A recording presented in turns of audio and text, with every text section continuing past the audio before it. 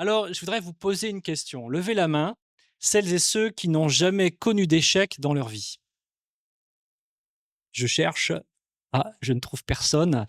Ça ne m'étonne pas trop parce qu'effectivement, nous connaissons tous ces moments dans nos vies où tout semble parfois s'effondrer. Nous avions tout un projet, nous avions mis tous nos espoirs dans quelque chose, et puis malgré toutes nos espérances, eh bien, ça s'écroule, ça échoue. Ça peut être un étudiant qui va rater ses examens pour la énième fois, malgré le fait qu'il y ait mis tout son cœur et toutes ses forces pour bien travailler, pour bien réviser. Ça peut être des parents qui, malgré toutes les promesses qu'ils se sont faites de ne plus s'énerver pour cette situation-là avec leur enfant, vont finir par crier parce que ça les dépasse.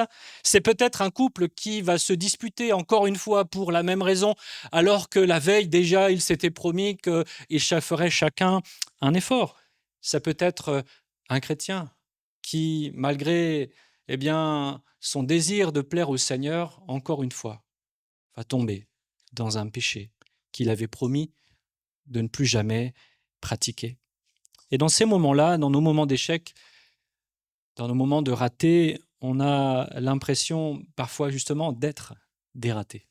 Je ne sais pas si vous connaissez Thomas Edison, c'est quelqu'un d'assez connu, hein.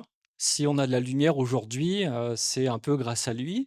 Il est l'inventeur de l'ampoule, hein, entre autres, parce que c'est pas la seule chose qu'il a inventée. Et puis un jour, un journaliste va interviewer Thomas Edison, et dans leur conversation, le journaliste s'étonne du nombre d'échecs de Thomas Edison avant d'avoir réussi à créer cette ampoule. Et Thomas Edison lui dit, mais peut-être vous voyez que j'ai échoué 1000 fois, mais en réalité, j'ai trouvé 1000 façons de ne pas fabriquer une ampoule. Et je trouve que ce regard de Thomas Edison a permis, je crois, cette persévérance, jour après jour, après les échecs, entre guillemets, que beaucoup auraient considéré comme une perte de temps, dire « ah bah quoi, bon, ça sert à rien, je laisse tomber ». Mais lui a vu dans sa perspective quelque chose, une raison de pouvoir continuer. Ce qui semblait être une suite d'échecs catastrophiques pour certains, en réalité, était le chemin d'une invention qui a révolutionné le monde. Et c'est de ce principe révolutionnaire, ce principe biblique dont j'aimerais vous parler ce matin. Et c'est exactement de ce principe dont nous parle l'apôtre Paul dans le texte de 2 Corinthiens, chapitre 4.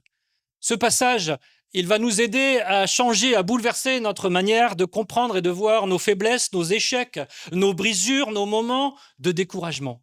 Qui n'en a jamais eu ici ? Encore une fois, personne ne lève la main. Je m'en doutais. Et moi, j'ai levé la main pour vous encourager à le faire, mais je n'aurais pas dû lever ma main non plus. Nous avons tous des moments de faiblesse, des échecs, des brisures et des moments de découragement. Mais Paul veut nous montrer que derrière nos fragilités, en réalité, Dieu est à l'œuvre pour manifester sa gloire et sa puissance. C'est la manière dont Dieu opère dans nos vies, à tout à chacun.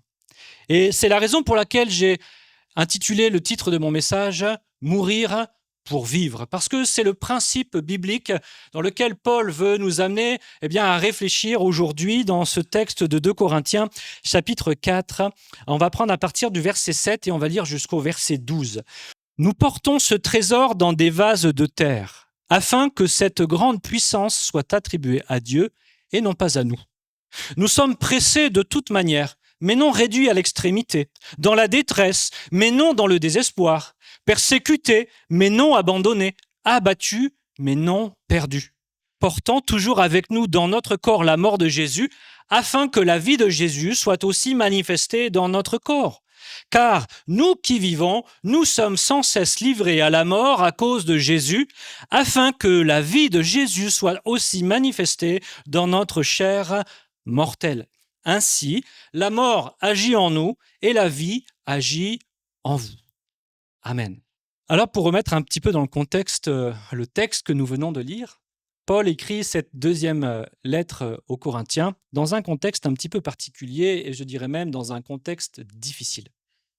En réalité, dans l'église de Corinthe, voilà quelque temps maintenant, que certains vont attaquer son ministère, le décrédibiliser, chercher auprès de ceux qui sont à Corinthe de faire entendre que Paul n'est pas un véritable apôtre, que Paul n'est pas digne d'être entendu, d'être écouté.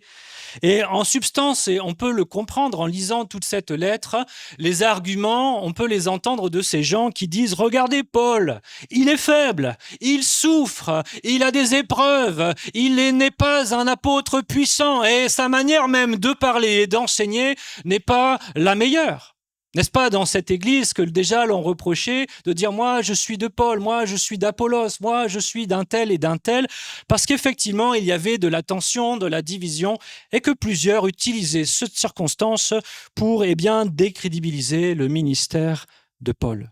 Ils disaient « il n'a pas l'air d'être un homme de Dieu ». Ça n'est pas véritablement un homme de Dieu, un véritable apôtre. Parce que s'il était vraiment un homme de Dieu, il n'aurait pas autant d'épreuves. Dieu serait avec lui. Est-ce que vous reconnaissez ces voix, ces discours? Ces discours, nous les entendons parfois pour nous-mêmes. Cette voix qui nous dit « si tu étais vraiment chrétien, tu n'aurais pas tous ces problèmes. » Les autres ont l'air plus forts spirituellement que toi. Vous les entendez des fois, ces voix? Je ne suis pas le seul. Ou alors, tu n'es pas à la hauteur de ton appel. Tu n'es pas digne d'être un enfant de Dieu. Vous avez entendu déjà ces voix?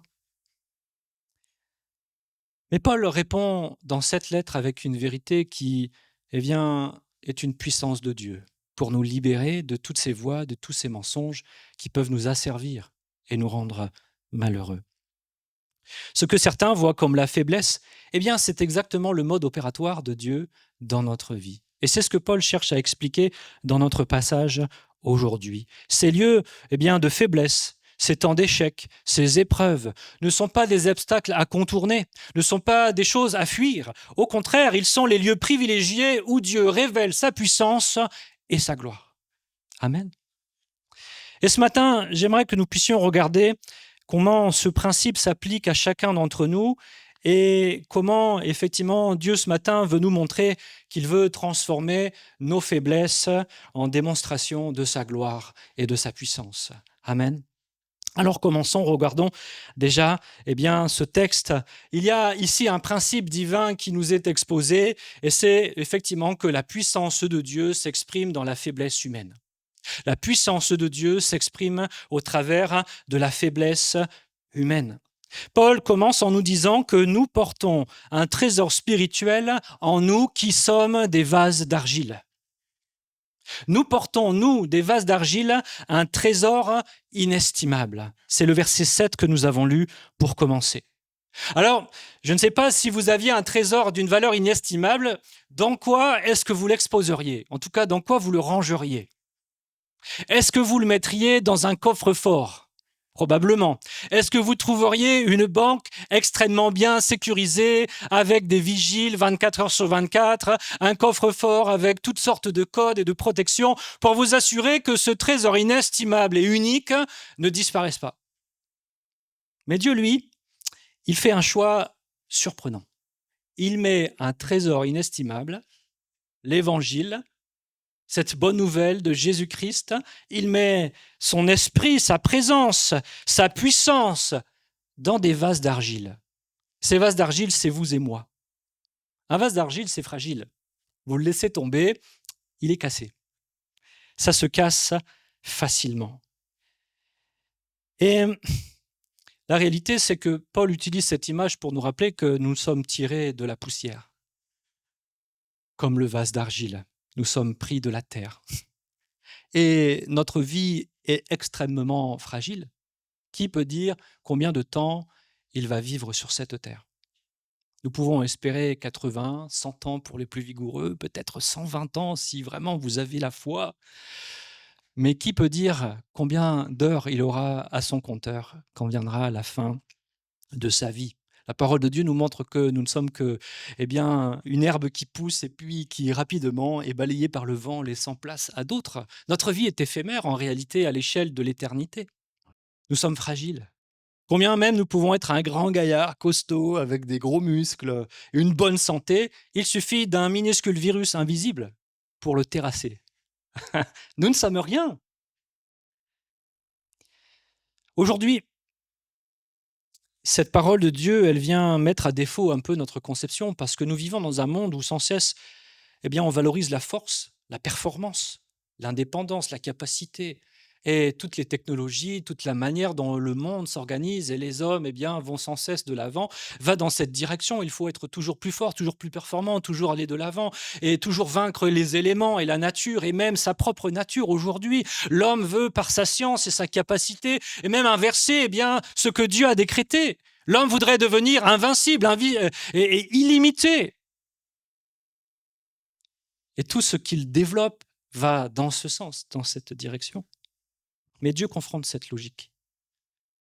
Dieu dit dans sa parole qu'il a choisi les choses folles du monde pour confondre les sages et qu'il a choisi les choses faibles pour confondre les fortes.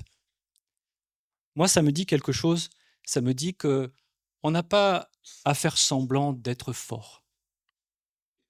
On peut être vrai devant Dieu parce que Dieu sait que nous sommes faibles.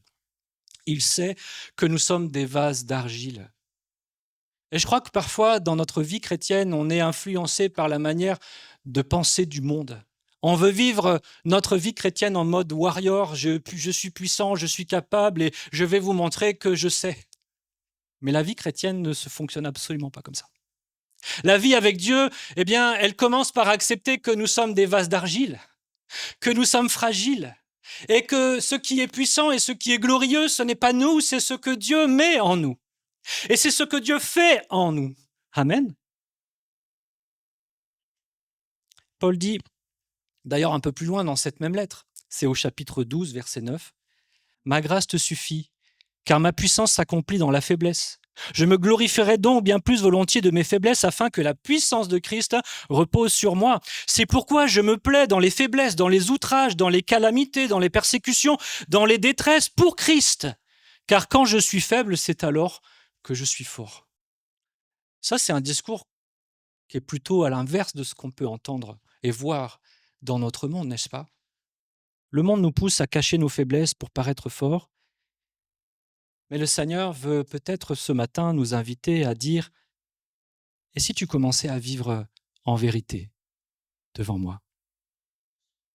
À regarder en vérité tes faiblesses, tes échecs, tes épreuves, non pas comme une chose à cacher, à fuir, mais quelque chose à embrasser pleinement parce que je veux y faire quelque chose de puissant. » C'est là tout un paradoxe parce que ce vase fragile que nous sommes, il est effectivement parfois malmené, fissuré, parfois même brisé par les expériences de la vie.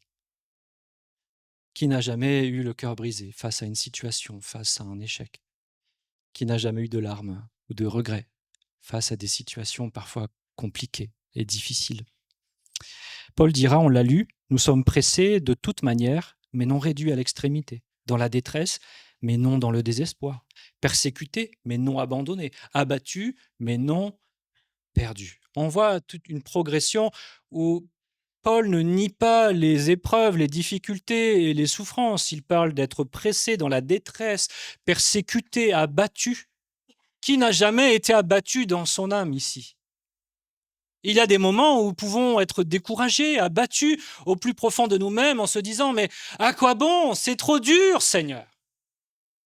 Pourquoi encore cette épreuve? Pourquoi encore cette difficulté? Pourquoi encore cette personne s'en prend à moi, Seigneur? Pourquoi ?» Je sais que je ne suis pas le seul. Mais Paul parle avec optimisme. Parce qu'il dit, si nous sommes parfois malmenés, il y a une issue favorable. Ce n'est pas la fin. Ce n'est qu'une partie du processus dans lequel Dieu nous conduit. Est-ce que vous connaissez le kintsugi? Alors certains connaissent, d'autres pas. Vous voyez ce vase, avant d'être un beau vase, il était brisé. Le kintsugi, c'est une méthode japonaise qui cherche à réparer, à embellir les poteries brisées avec de l'or. De l'or et puis un vernis spécial, ce qui fait que, au lieu que la faiblesse, la fêlure devienne un point de honte, un point à cacher, c'est ce qui vient embellir le vase et le rendre magnifique. Je crois que ce vase que vous voyez, il a dû tomber, je ne sais pas, mais un artisan a pris le temps de prendre chaque morceau, de les recoller et de les souder avec une matière que le vase n'avait pas en lui-même, avec de l'or. Ça l'a rendu plus solide, plus beau, plus à la gloire de l'artisan qui l'a travaillé. Et je crois que c'est exactement ce que Dieu fait dans nos vies à tout à chacun. Parfois, les épreuves et les difficultés peuvent laisser chez nous des brisures, des fêlures, il y a quelque chose qui va s'être cassé, mais ne nous en inquiétons pas parce que c'est le processus dans lequel Dieu veut volontairement nous amener, parce qu'au travers de nos fêlures, de nos brisures et des choses que Dieu permet qu'ils soient cassés et qu'elles meurent, Dieu veut exposer sa gloire. Dieu veut manifester sa puissance au regard du monde et dire « Je suis là, dans ton vase, ne crains pas ». C'est comme si je prends l'exemple de Joseph. Joseph, c'est un vase brisé, n'est-ce pas? Joseph, dès sa jeunesse, il a reçu un trésor dans son cœur. Dieu lui a mis un rêve, mais ce rêve a manifesté toutes sortes de problèmes après. Il y a eu la jalousie de ses frères, qui l'ont trahi, qui l'ont vendu. Il s'est retrouvé esclave. Puis, la maîtresse de son maître a menti, l'a trahi. Il s'est retrouvé en prison. Puis, ses compagnons de cellule l'ont trahi et l'ont abandonné. Puis, le Seigneur a agi à chaque fois, dans chacune de ces étapes. Et ce jeune homme qui avait reçu un rêve, ce rêve s'est exprimé à un moment donné. Mais Dieu a agi comme un artisan de kintsugi.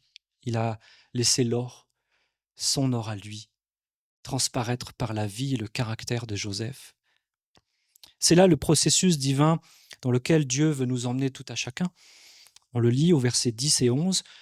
Portant toujours avec nous dans notre corps la mort de Jésus, afin que la vie de Jésus soit aussi manifestée dans notre corps.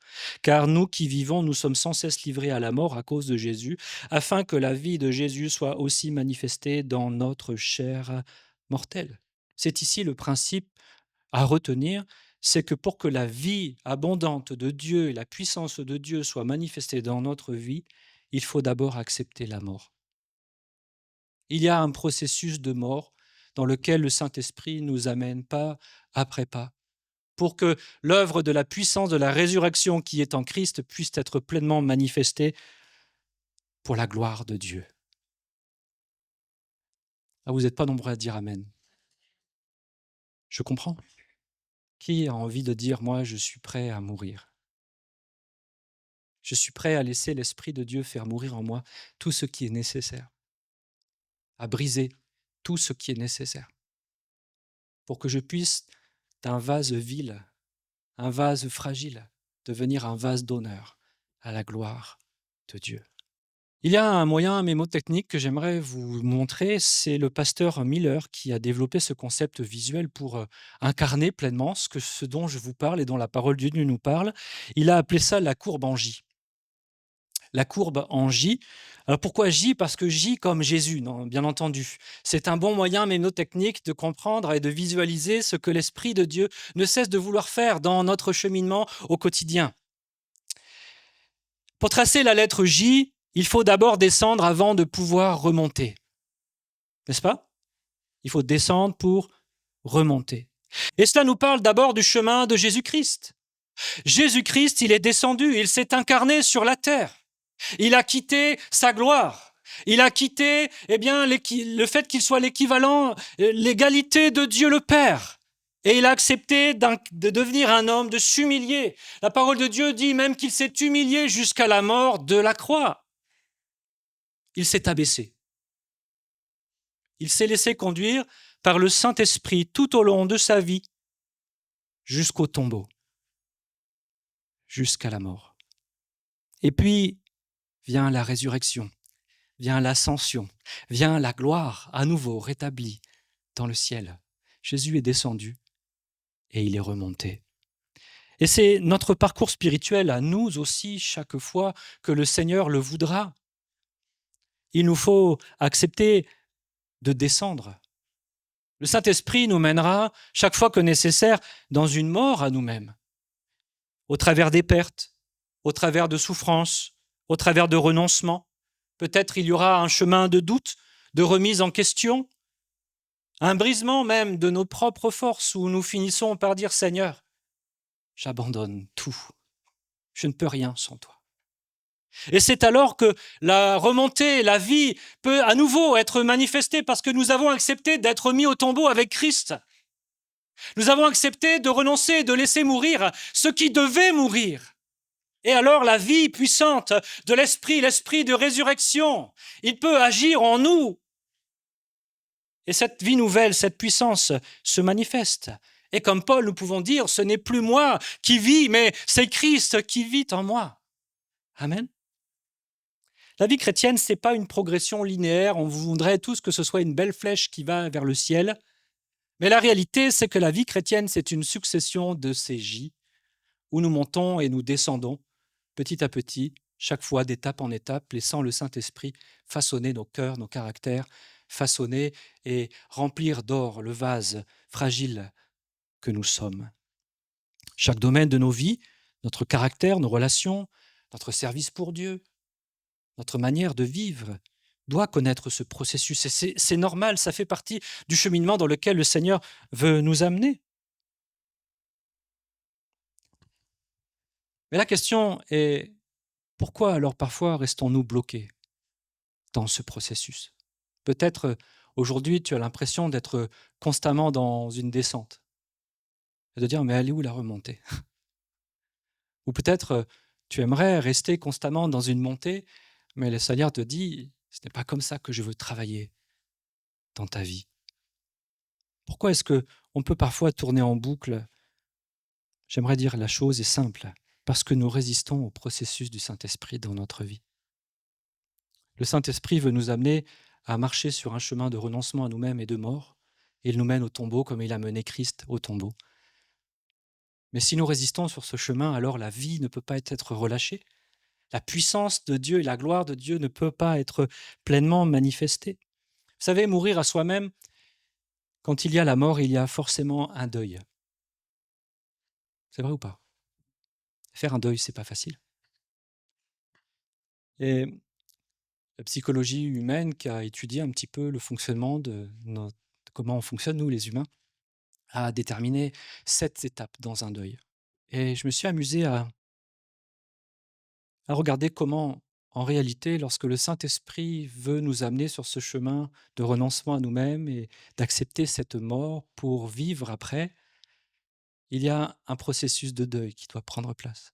Et que parfois, on peut être bloqué dans une de ces étapes.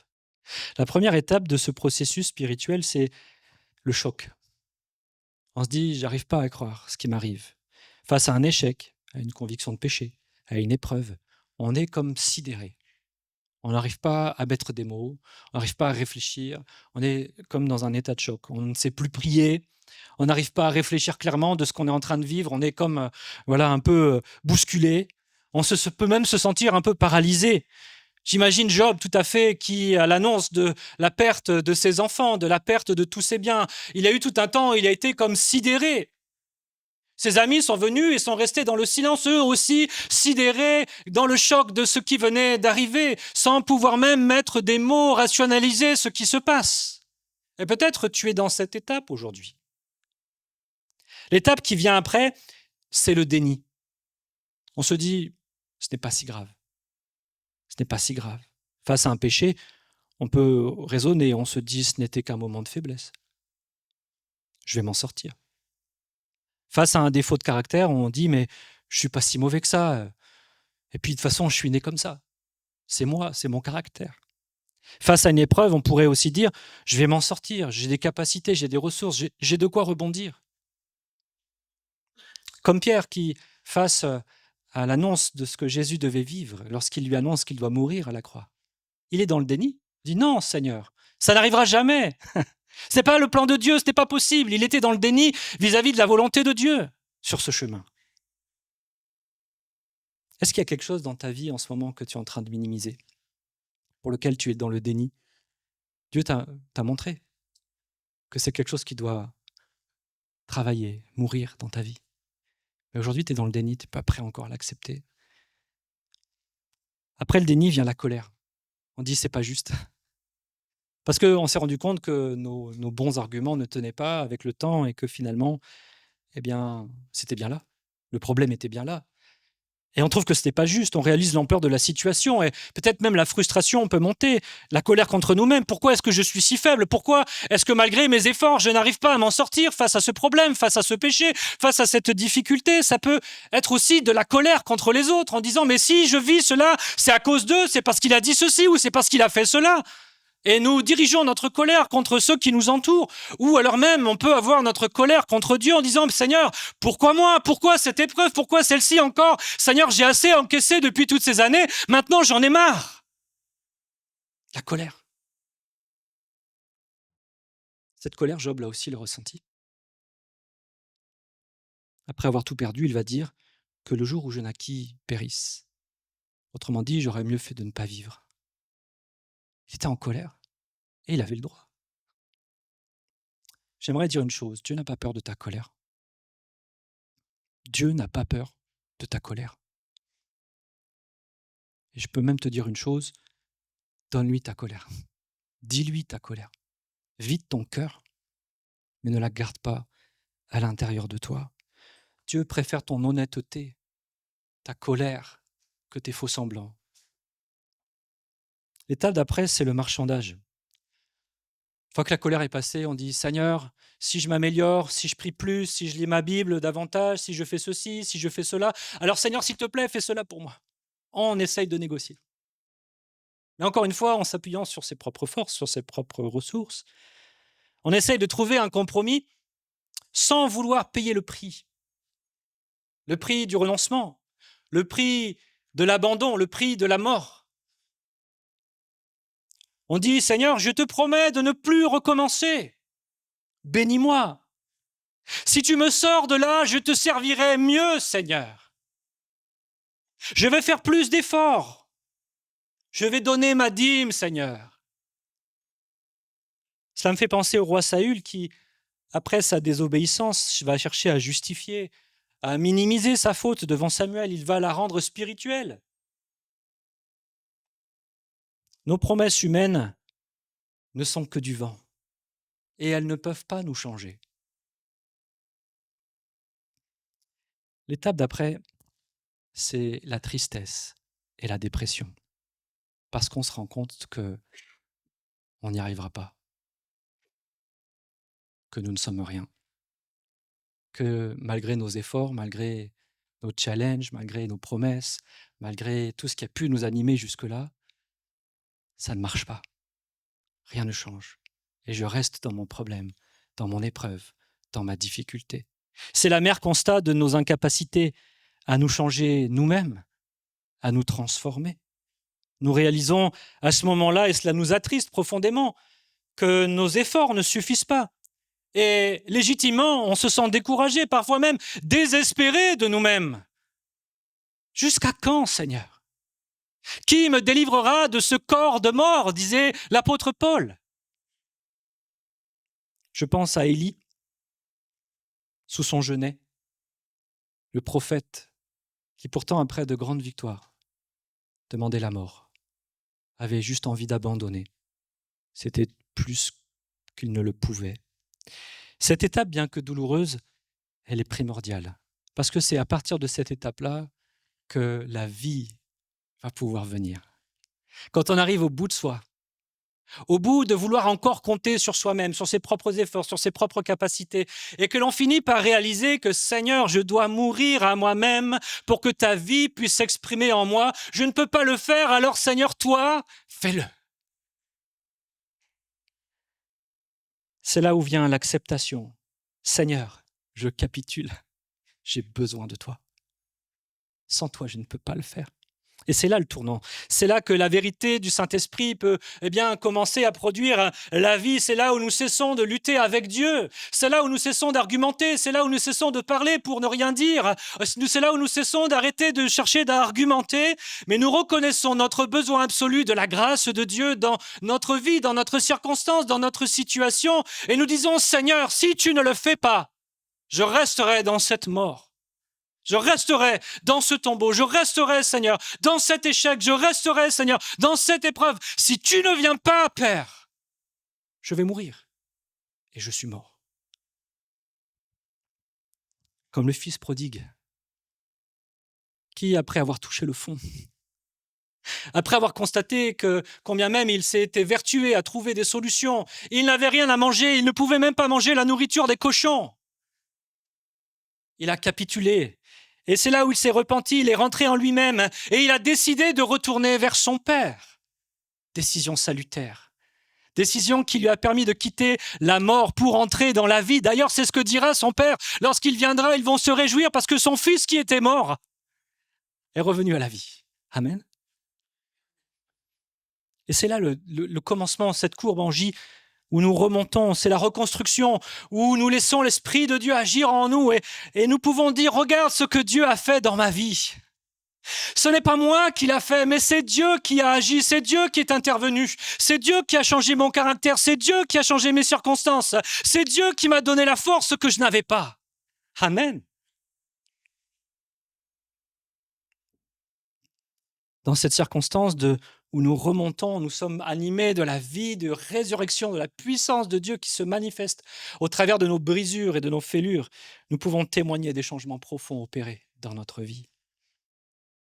Pierre, après sa restauration, devient un prédicateur extraordinaire, un homme de Dieu fidèle.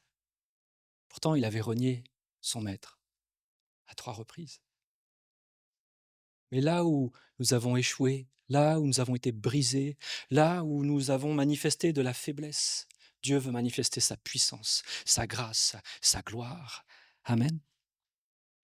Je ne sais pas où tu es bloqué aujourd'hui, à quelle étape tu te trouves, mais la volonté du Seigneur, ce n'est pas que tu restes coincé dans une de ces étapes. C'est que tu vives tout le processus. Peut-être ça va prendre du temps parce que vous savez, et moi le premier, on est dur de la comprenette. Vous savez, on aime résister, on est orgueilleux, on veut prouver, on veut montrer qu'on est capable. Mais Dieu nous appelle aujourd'hui à considérer que nous ne sommes que des vases d'argile et que ce n'est pas nos capacités dont Dieu a besoin. Dieu veut manifester sa gloire au travers de nos faiblesses. Le Seigneur t'appelle à avancer aujourd'hui. Il te dit arrête de nier, je veux te libérer.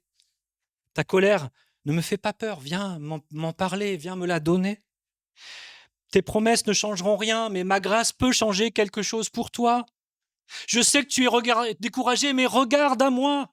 Voici les appels que Dieu te lance aujourd'hui. Ne reste pas bloqué dans une de ces étapes du processus, mais laisse la vie de Dieu être manifestée au travers de toi. Et que nous puissions, comme Paul, dire ainsi, la mort agit en nous et la vie agit en vous, mais aussi sous-entendu en nous. Elle agit en vous parce que ce que Dieu fait dans ta vie est un témoignage pour les autres. Amen. J'aimerais, pour terminer, prendre un exemple. Un exemple qui nous concerne tous. L'unité dans l'Église. L'unité dans l'Église, je crois que l'unité, c'est un trésor que Dieu a mis dans des vases d'argile. Certains disent qu'il faut la fabriquer, cette unité. Moi, je dis que ce n'est pas ce que dit l'Écriture. Les Écritures nous disent qu'il nous faut conserver l'unité de l'Esprit. Ça veut dire qu'elle nous a été donnée par l'Esprit, par Jésus. Amen. C'est un cadeau qu'il nous a fait à tout à chacun. À partir du moment où tu donnes ta vie à Jésus, tu es uni au corps de Christ. Que tu le vois ou que tu ne le vois pas, tu fais partie du corps de Christ. Amen. Et l'unité, c'est donc un des trésors que Dieu a placé dans des vases d'argile, nous. Des êtres humains imparfaits avec nos caractères, nos blessures, nos différences. Et la question est, comment ce trésor peut-il se manifester au travers de nos fragilités, au travers de notre humanité? Et j'aimerais dire une chose, par exactement le même processus que nous venons de regarder ensemble. Certaines choses doivent mourir pour que la vie et la puissance à la gloire de Dieu puissent être manifestées. Ce qui doit mourir pour que l'unité soit visible, eh bien, c'est l'orgueil blessé. l'orgueil blessé. On ne m'a pas salué, personne ne me demande mon avis, je ne suis pas considéré. On doit laisser mourir aussi le besoin d'avoir raison. Ma façon de faire, c'est la meilleure. De toute façon, c'est moi qui sais. On ne se le dit pas tout à fait franchement, mais des fois, c'est ce qu'on pense, n'est-ce pas? On doit laisser mourir les offenses du passé. Je n'oublierai jamais ce qu'il m'a dit, ce qu'il m'a fait. Et l'on ressasse ça en permanence. Ce qui doit mourir, c'est l'esprit de critique et de médisance. Ah, tu as vu un tel, comment il a prié, tu as vu comment il est habillé, tu as vu ceci, tu as vu cela. Ça doit mourir, cela. Et si je laisse ces choses être mises à mort par l'Esprit de Dieu en moi, c'est un travail personnel, même si cela a une dynamique commune. Alors, lorsque l'orgueil est mort, je permets à l'Esprit de Dieu de produire l'humilité en moi. Lorsque mon besoin d'avoir raison meurt, alors je permets à l'Esprit de Dieu de produire l'écoute en moi, une écoute bienveillante. Lorsque les offenses du passé meurent, alors je permets à l'Esprit de produire le pardon et l'amour dans ma vie. Lorsque la critique et la médisance meurent en moi, alors je permets à l'Esprit de Dieu de produire en moi l'encouragement et la bénédiction. Moi, j'aimerais dire une chose. En tant qu'Église, arrêtons de dire qu'il n'y a pas d'unité. C'est juste peut-être vous ne la voyez pas, mais elle nous a été donnée par l'Esprit de Dieu. Et il nous faut la protéger. Il nous faut y travailler. Et pour que cela puisse exister, pour que nous puissions en voir les fruits de plus en plus, laissons le Seigneur nous amener dans cette courbe de mort et de résurrection. Arrêtons d'attendre que le Seigneur le fasse pour l'autre, chacun est responsable pour lui-même devant Dieu. Mais plutôt demandons au Seigneur, qu'est-ce qui doit mourir en moi? En quoi, Seigneur, suis-je un obstacle à cette unité? Paul nous dira que nous, on regarde aux choses visibles, mais que lui, Paul, regarde aux choses invisibles, parce que les choses visibles, elles sont périssables, alors que les choses invisibles, elles sont éternelles. Et peut-être aujourd'hui, effectivement, il y a des trésors spirituels qui ne sont pas encore visibles ici au sein de l'Église, mais ça ne veut pas dire qu'elles n'existent pas, qu'elles ne sont pas là, qu'elles ne nous ont pas été données. Pourtant, la parole de Dieu nous dit que nous avons été bénis de toute bénédiction spirituelle en Jésus-Christ, et l'unité, l'amour en font partie. Mais nous ne faisons que constater avec nos yeux humains et charnels. Mais au lieu de faire cela, laissons-nous accompagner du Saint-Esprit pour mourir à tout ce qui doit mourir en nous. Éteindre les critiques, les médisances, le manque de pardon.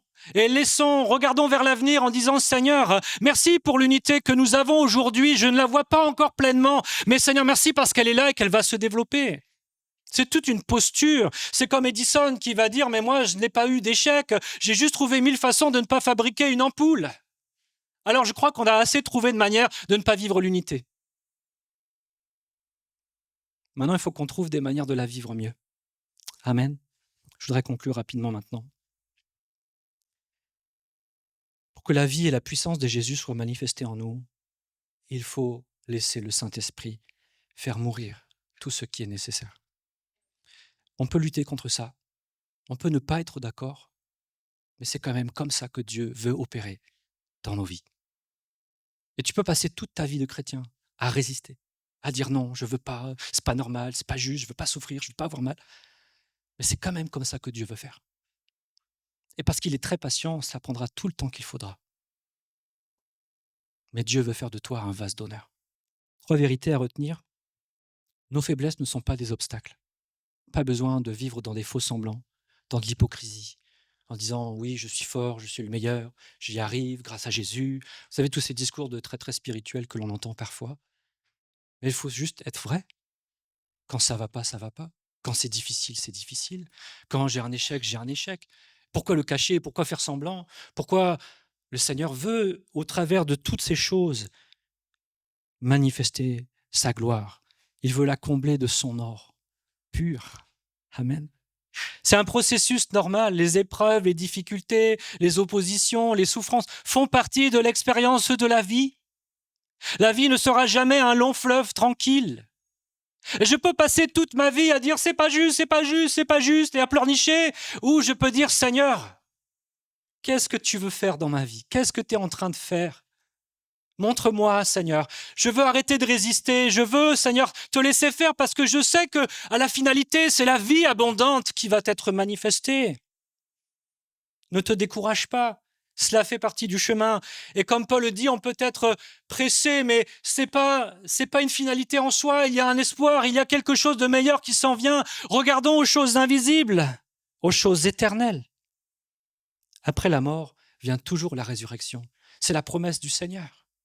N'ayons pas peur de laisser mourir ce qui doit mourir.